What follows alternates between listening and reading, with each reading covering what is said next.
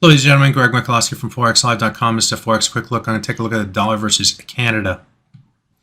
Buyers remain in control in this currency pair. As you can see, the price is trading to a new high going back. We'll take a look at that in just a second. But what we've seen in this pair is just bullishness here from a technical perspective. One, we started way back here where the price started to find support against the moving averages. This is the 4-hour chart. This is the 200 bar moving average on the 4-hour chart. Then the 100 started to move above the 200, and we started to find support against the 100 bar moving average. We did it here, there, and we did it here this week as well on the dip. That the lows for the week bounced off of that 100 bar moving average on the 4-hour chart. Then we started to move above different swing areas like this one right through here.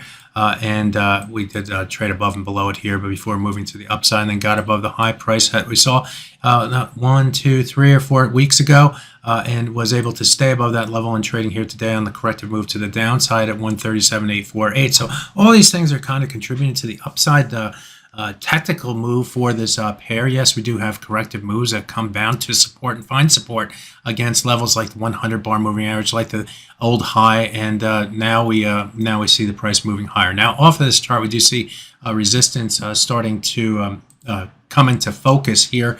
That resistance comes in against this top side trend line. Let's put a line in here around the 138.53 level. So be aware of that if the market momentum continues.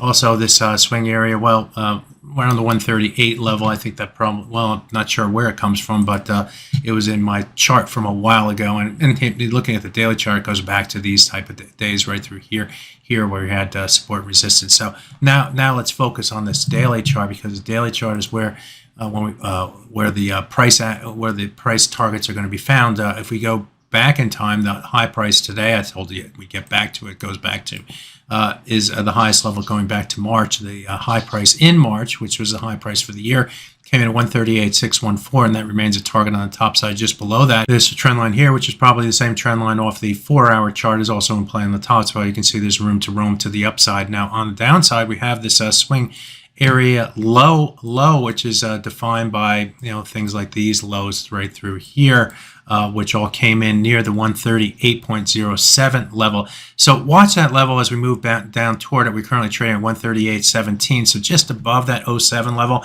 If that level can hold support, then it's one of those levels that, like on the 4-hour chart, where you find support buyers where you expect it to be.